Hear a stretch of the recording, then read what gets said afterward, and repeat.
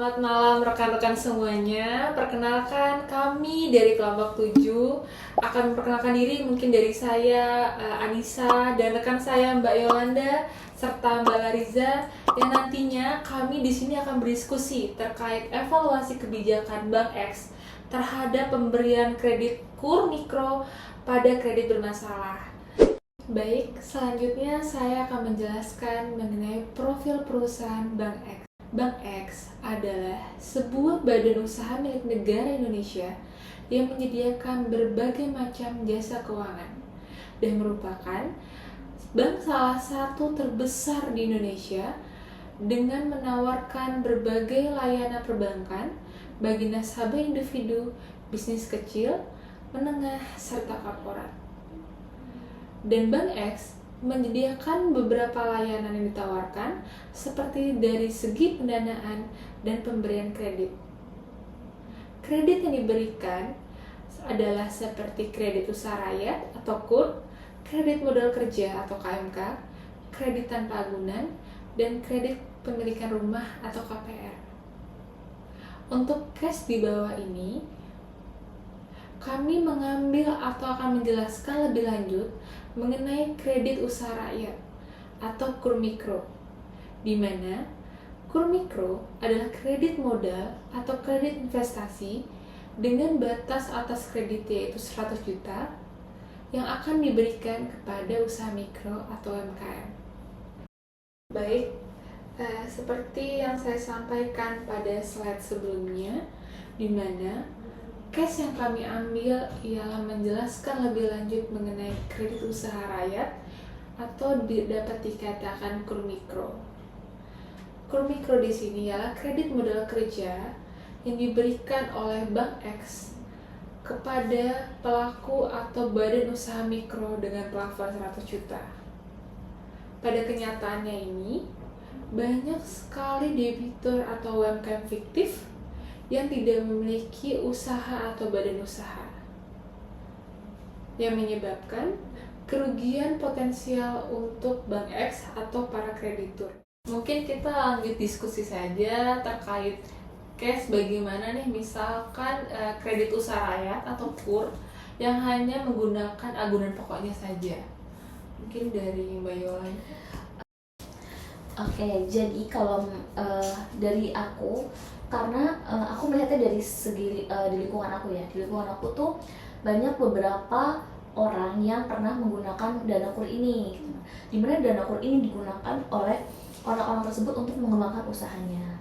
Nah, mungkin kenapa pemerintah mengagunkan hanya dengan agunan pokok yaitu nilai usahanya, karena beberapa orang atau malah kebanyakan orang belum tentu memiliki harta yang bisa untuk diagunkan lain seperti itu.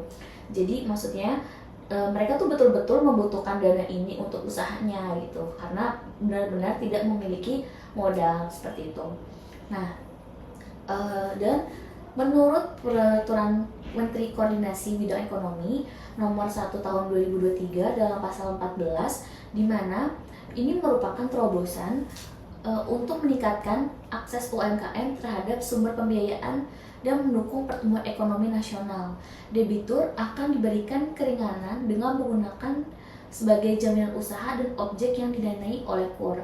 Hal ini juga bertujuan untuk meningkatkan sektor real dan perekonomian di Indonesia.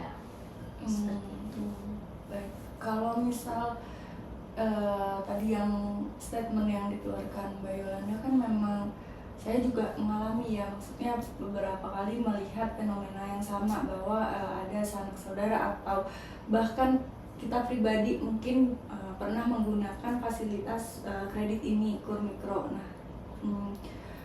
memang saya akui itu mungkin bisa menjadi sebuah keunggulan dari si KUR mikro yang menggunakan agunan pokok saja. Apalagi tadi yang sudah disebutkan juga kami atau maksudnya masyarakat lebih mudah untuk mempunyai dana untuk membiayai usaha atau menjadi modal kerja kita.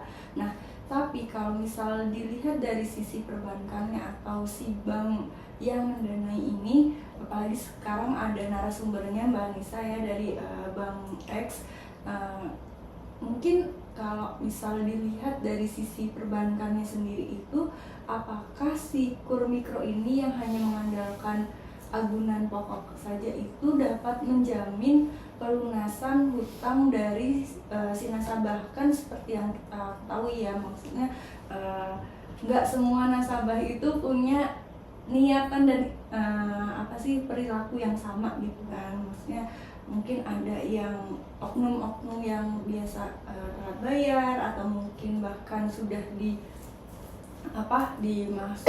dimasukkan ke kredit bermasalah atau kredit macet. Itu kan banyak sekali ya fenomenanya seperti itu. Nah, apakah si kur mikro ini yang hanya menggunakan agunan pokok saja ini bisa menjamin perusahaan atau Bank X ini tuh punya jaminan atas dana yang telah dia pinjamkan gitu? Mungkin saya akan menunjukkan dari segi analisa data PTX, di mana Bank X ini tuh dari datanya itu untuk kualitas kreditnya DPK dan NPL ini mengalami kenaikan signifikan dari tahun 2022 hingga tahun 2023. Jadi sebenarnya tidak menjamin nih kalau kita hanya menggunakan agunan pokoknya saja. Makanya mungkin dari beberapa kredit-kredit yang biasa kita temui itu ada agunan tambahan ya. Cuma untuk kredit kur mikro sendiri di sini sesuai dengan tadi mungkin sudah disampaikan oleh Mbak Yolanda, hanya hanya mempergunakan agunan pokok atau usahanya sesuai dengan peraturan pemerintah. Namun itu sebenarnya tidak menjamin dan tidak memenuhi syarat untuk pelunasan kredit macetnya seperti itu. Baik, berarti kalau misal dilihat juga nih dari sisi bank, nah kalau agunan itu kan sebenarnya dibutuhkan untuk seperti penjaminan bahwa dana kita bakal kembali ke kita kan. Nah, kalau misalnya tadi hanya punya agunan pokok saja, maksudnya menggunakan agunan pokok saja, apakah ini kan pasti beresiko kan, maksudnya buat entah buat perbankannya sendiri atau pemerintah bahkan, karena kan yang mengeluarkan fasilitas kur ini kan pemerintah ya sebenarnya. Nah, pasti punya dong resiko-resiko, apalagi resiko gagal bayar gitu. Nah, kalau misal ada risiko gagal bayar, apalagi mungkin Mbak Nisa kan punya datanya untuk laporan kualitas kreditnya yang seperti apa, saya juga belum pernah lihat. Nah, kalau misalnya dari Bank X ini sendiri untuk memitigasi resikonya kan mungkin sudah ada gitu untuk si agunan-agunan ini.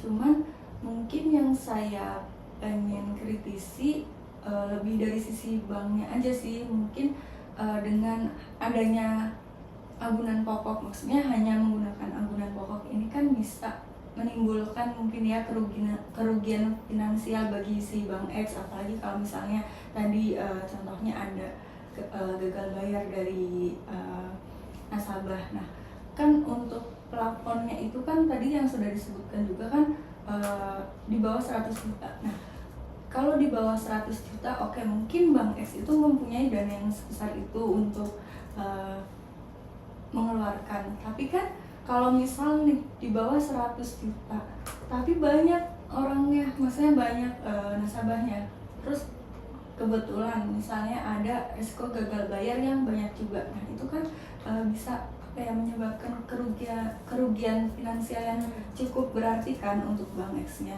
Mungkin itu aja sih kalau misal dari saya lihat dari sisi bank perbankannya. Jadi sebelumnya atau mungkin aku ada salah. Jadi gini, aku tuh pernah baca di suatu peraturan pemerintah di mana koordinasi dengan perekonomian tahun 2023 pasal nomor 7 bahwa agunan pokok ini tidak berlaku bagi kur dengan plafon pinjaman dengan maksimal tuh 100 juta. Betul, Mbak? Iya, betul. Nah, di peraturan keuangan ini ternyata tuh ada yang namanya fasilitas penjamin kredit usaha. Itu di pasal 1 ayat 2 bahwa dalam mendukung pemberian modal kerja didukung dengan fasilitas penjamin menteri teknis yang berfungsi membantu dan mendukung pelaksanaan pemberian kredit dan biaya pada UMKM mikro. Nah, jadi berarti kan pemerintah itu telah memfasilitasi adanya tuh jaminan. Namun penjamin itu kan dari pemerintahnya gitu. Mungkin jadi saat si debitur ini gagal bayar atau mungkin ada kredit macet, nah ini si fasilitas penjamin kredit ini tuh bisa membantu dengan mungkin uang dari uang pajak atau bisa terjadi dengan alokasi dana pemerintah. Jadi menurutku dengan agunan pokok pun dan adanya fasilitas penjamin kredit itu sudah cukup, karena dana yang dipinjamkan itu kan kecil ya, dan mungkin pemerintah juga telah mengalokasikan dananya untuk membantu proses seperti itu. Kalau dilihat dari pemerintah memang ya pasti pemerintah mencadangkan dana ya gitu kan, karena ya mau nggak mau itu program pemerintah juga, pasti dia juga punya lah dana cadangan atau semacamnya. Nah tapi kalau lagi-lagi kalau dilihat dari sisi bank, kebetulan kalau misalnya Mbak Anissa mungkin kalau di Bank X ini sendiri kualitas kreditnya itu bagaimana ya selama ini, maksudnya dari mungkin selama Mbak Anissa bekerja atau Mbak Anissa tahu informasinya di Bank X ini untuk laporan kualitas kreditnya gimana ya? Tadi mungkin udah saya sampaikan lagi bahwa memang kualitas kredit di Bank X ini mengalami kenaikan signifikan untuk kredit macetnya. Namun di sini kita ada mitigasinya. Jadi mitigasinya itu lebih ke arah bagaimana kita menagih untuk kredit-kredit bermasalah. Jadi kita mengkategorikan beberapa debitur di mana ketika untuk kredit macet itu kita akan rutin terus menagih sekitar seminggu itu kita akan monitoring 3 kali.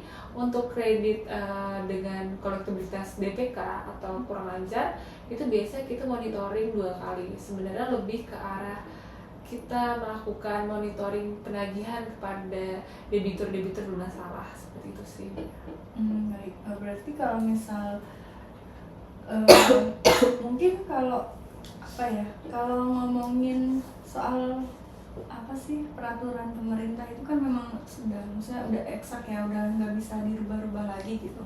Cuman yang bisa dinilai itu kan berarti dari laporan kualitas kredit ini kan, maksud di Bank X, apakah mungkin si program ini apakah berhasil atau tidak gitu kan, secara tidak langsung dengan adanya tingkat kualitas kredit ini. Nah, kalau tadi yang Mbak Anissa sudah sebutkan, kalau ternyata memang dari si yang agunan pokoknya saja itu meningkat ya secara signifikan untuk kredit bermasalahnya. Berarti kan belum masyarakat kita sendiri juga belum aware nih sama tanggung jawab mereka untuk pembayaran atas pendanaan yang telah dia ambil gitu ke si Bank X. Nah kalau seperti itu mungkin bisa menjadikan kerugian kan untuk si Bank X itu.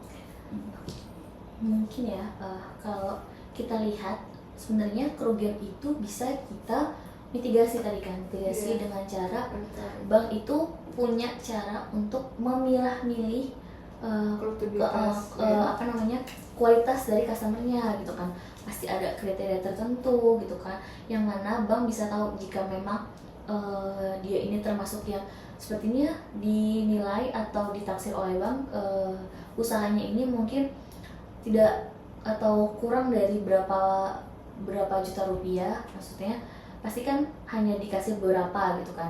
Dan apabila memang nasabah ini adalah nasabah yang termasuk tidak baik atau maksudnya tidak lolos dalam seleksi, pasti kan tidak akan diberikan kan.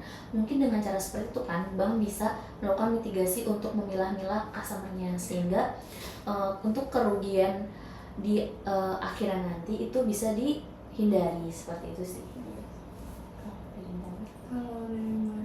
Sebenarnya kalau dari segi peraturan memang sudah dibilang oleh Mbak Yolanda tidak diperlukan agunan tambahan ya, betul ya Mbak ya. Namun di sini untuk penyelesaian kredit bermasalah ini di mana sebenarnya itu ada pro dan kontranya ya di sini ya. Dimana kalau yang seperti disampaikan untuk kredit KUR ini di bawah 100 juta tidak akan dikenakan agunan tambahan.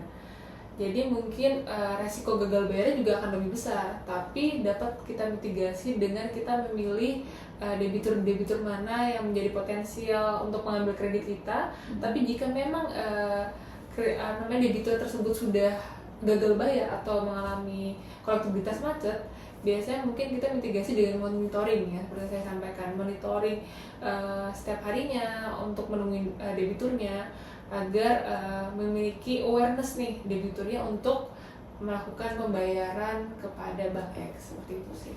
Baik, kalau misal dari saya mungkin ya lihatnya, apakah maksudnya agunan tambahan ini kan mungkin bisa berpengaruh ya sama kualitas kredit di Bank X gitu. Nah, kalau misal emang peraturannya memang tidak diperbolehkan ya untuk menggunakan agunan tambahan kecuali untuk kredit KUR yang di atas 100 juta, bukan yang mikro. Nah, dan tadi juga sudah disebutkan kalau di Bank X punya beberapa mitigasi risiko, maksudnya untuk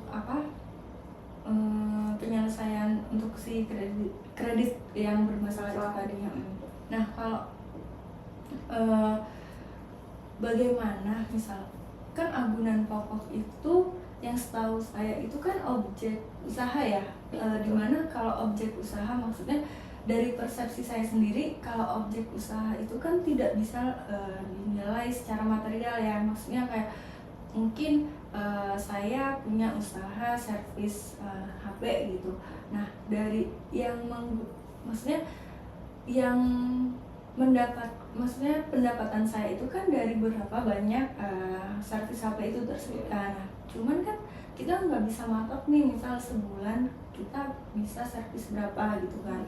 Nah, apakah si agunan pokok ini, maksudnya si yang tadi objek usahanya itu, kalau misal saya gitu nggak bisa untuk melunasi utang saya, apakah si agunan pokok itu akan dinilai secara material atau bagaimana gitu?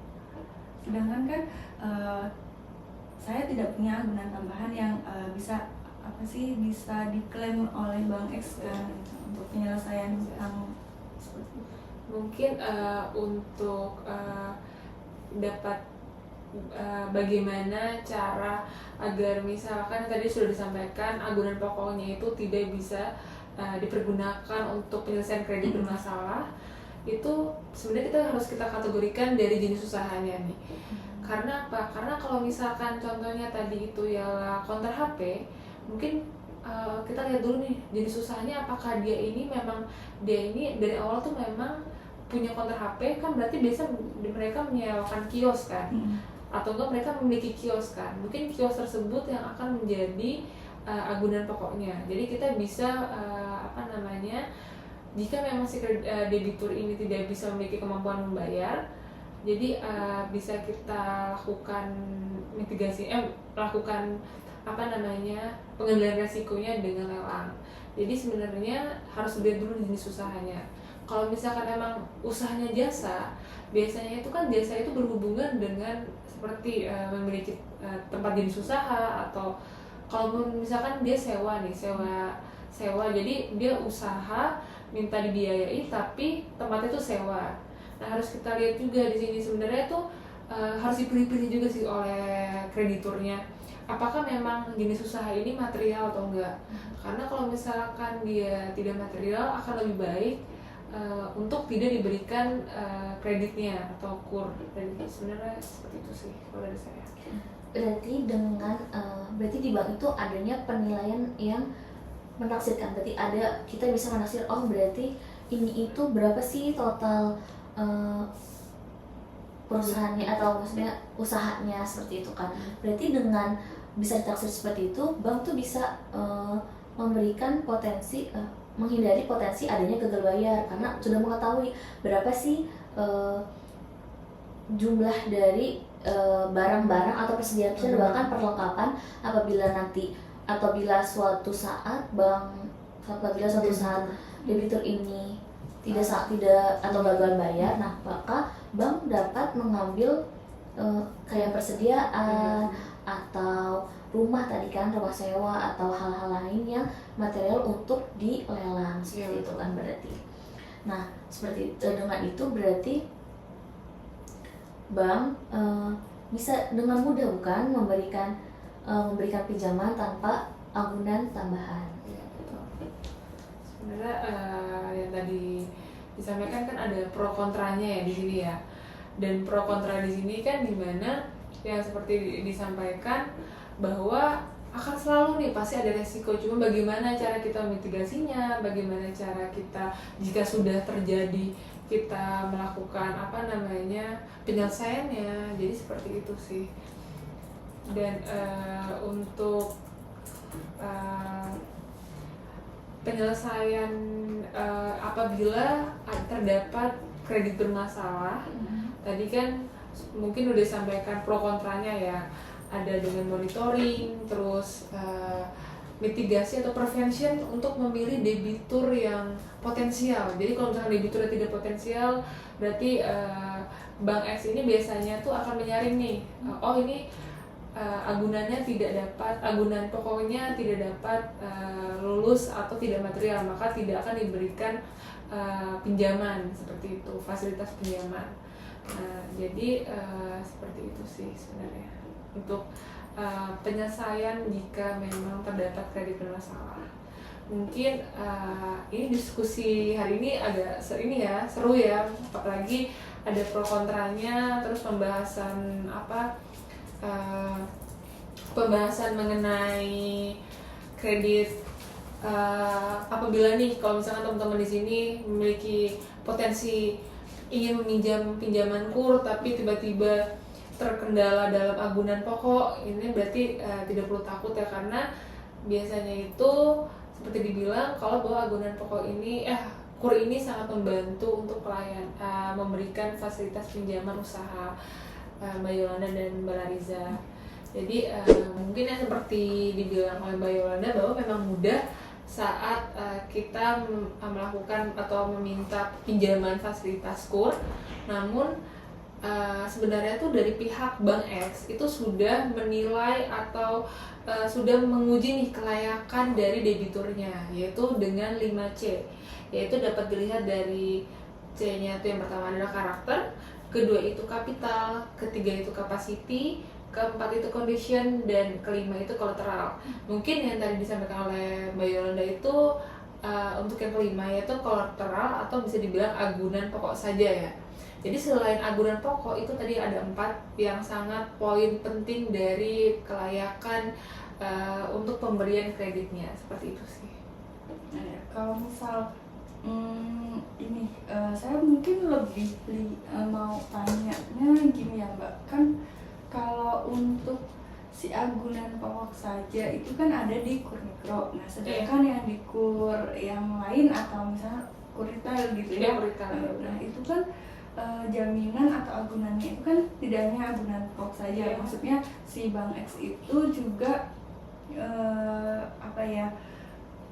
boleh ya untuk meminta agunan tambahan kan untuk si yang KUR retail ini. Nah kalau misal dilihat dari resiko gitu kan, pasti kita juga tahu lah ya, bisa menilai kalau si yang KUR mikro ini lebih mempunyai resiko yang mungkin lebih tinggi ya, karena kan agunannya kan hanya agunan pokok saja. Nah, kalau misal secara kondisi realnya gitu, apakah si Bank X ini kalau disuruh pilih pasti ya pilih resikonya yang kecil kan, mau nggak mau. Nah kalau misal di Bank X ini sendiri selama ini apakah lebih banyak pendanaannya di KUR mikro atau di KUR retail gitu? Kalau dilihat dari tingkat resikonya sih ya Mbak. Sebenarnya untuk pendanaannya sendiri memang sama-sama banyak ya, mungkin lebih banyak kur mikro. Karena apa? Karena dari kur mikro di sini sebenarnya itu Bank X ini diberikan kuota oleh pemerintah. Jadi atau bisa dibilang diberikan target. Jika apabila misalkan Bank X itu sudah diberikan kuota atau target tapi tidak memenuhi, maka ada kemungkinan di bulan atau di tahun berikutnya Bank X tidak akan diberikan kuota tambahan seperti itu.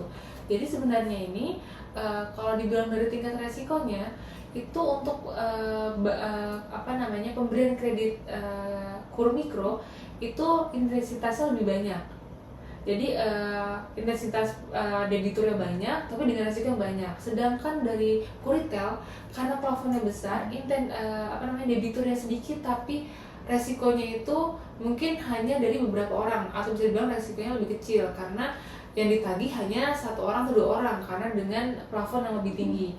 Tapi kalau kur mikro kan lebih banyak ya, misalkan anggap saja dengan plafon 100 itu ada dengan plafon 500 itu bisa 5 debitur untuk kur mikro, sedangkan untuk kur retail dengan plafon 500 itu bisa hanya 1 debitur.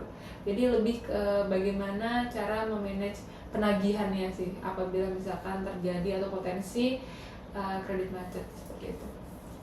Berarti mungkin ya saya bisa memberikan pandangan contohnya, karena tadi itu misalkan 500 itu bisa dibagi untuk 5 orang, dan sedangkan kalau untuk retail kan 500 bisa untuk 1 orang.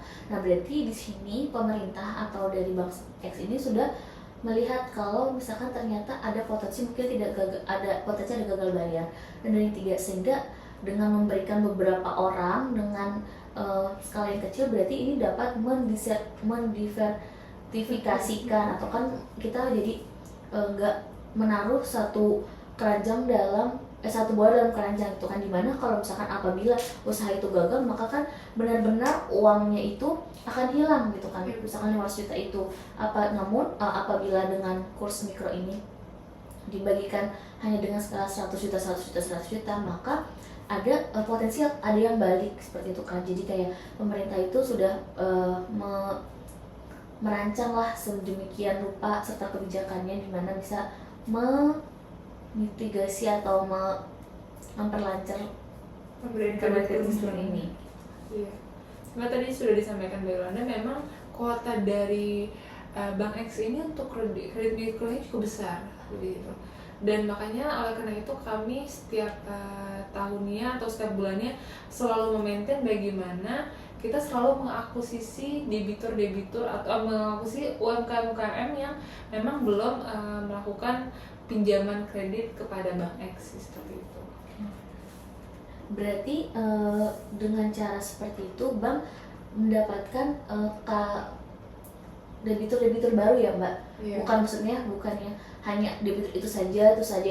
Berarti dengan adanya debitur baru ini kan dapat mengembangkan usaha-usaha UMKM baru sehingga perekonomian Indonesia dapat lebih meningkat lagi. Ya, kalau misal dilihat dari mungkin ini ya sisi peraturan itu kan memang sudah hal yang tidak bisa dirubah gitu. Nah, mungkin itu bisa untuk tingkat berkaca, maksudnya kegagalan atau keberhasilan program itu kan mungkin ada di per bank-banknya itu yang sudah diberikan kuota atau hak dari pemerintah itu. Nah, kalau misalnya ada nih agunan pokok ya, kan itu sekarang kita lagi bahas kur mikro gitu yang hanya menggunakan agunan pokok.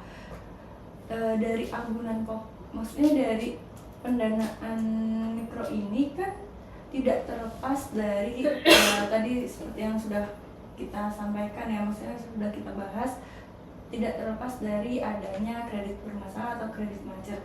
Nah, kalau untuk kredit macet nih, dan ternyata agunan pokok itu tidak bisa untuk menutupi atau melunasi sisa hutang gitu dari kredit ini, apa aja sih maksudnya yang dilakukan oleh Bank X ini untuk menyelesaikan masalah kredit bermasalah ini gitu?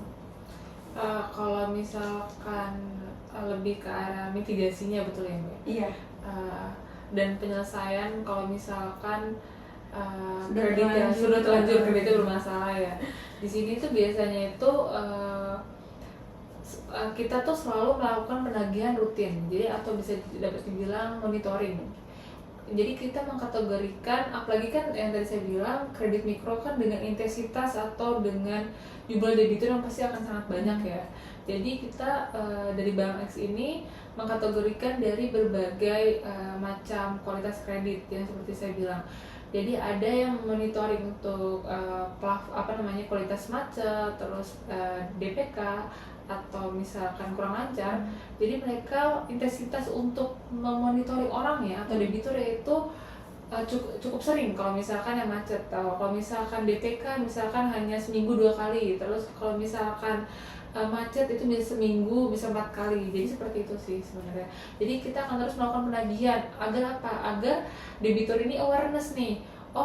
Siapa namanya si krediturnya ini selalu menagih dan akhirnya ada inisiatif nih, ada kemauan untuk si debitur ini untuk membayar kredit bermasalah ya, seperti itu sih sebenarnya.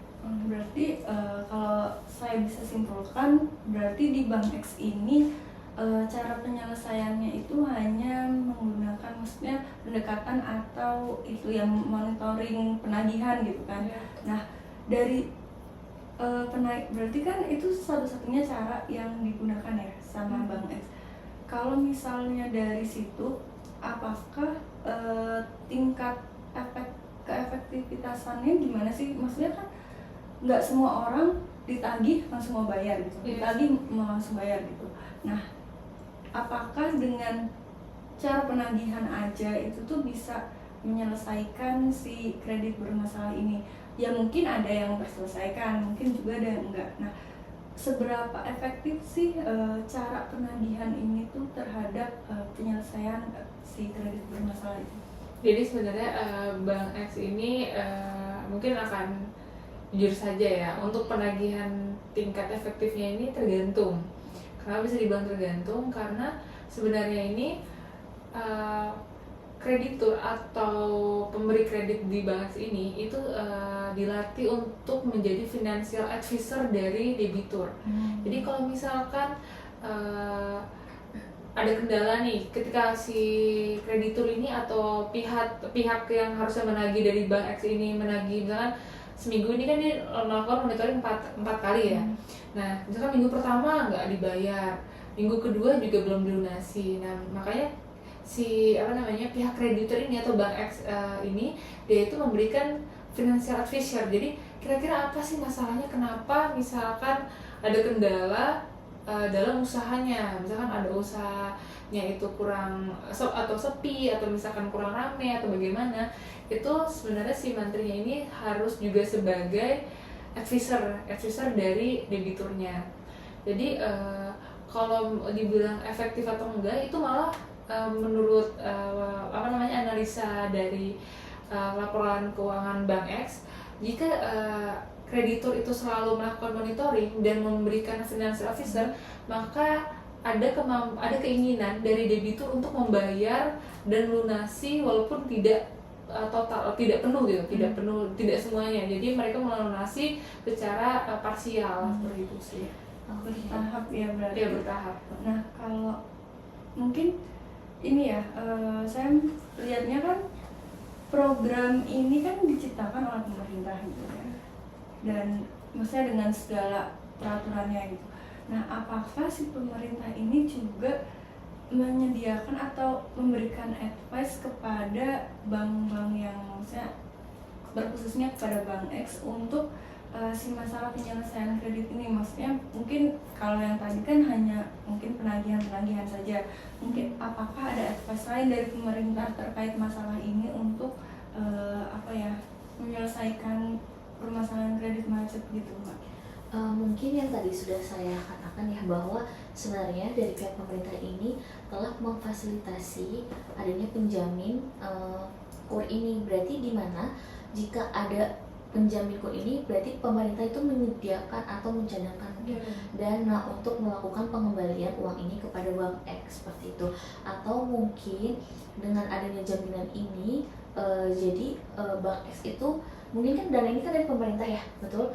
Berarti mungkin Bank X ini misalkan memberikan laporan kepada pemerintah berapa sih jumlah yang tertagih, berapa sih jumlah yang tidak tertagih. Nah, jumlah yang tidak tertagih ini mungkin dapat dihapusi oleh pemerintah seperti itu.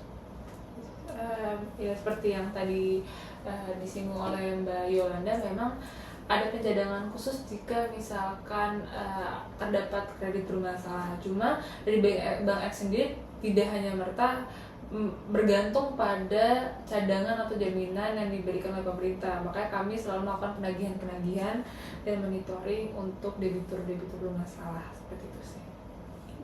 Baik, berarti memang pemerintah sudah menyediakan semuanya gitu ya, maksudnya mungkin dari program sampai ke dana cadangan untuk memitigasi risiko-risiko yang akan terjadi di masa depan. Iya.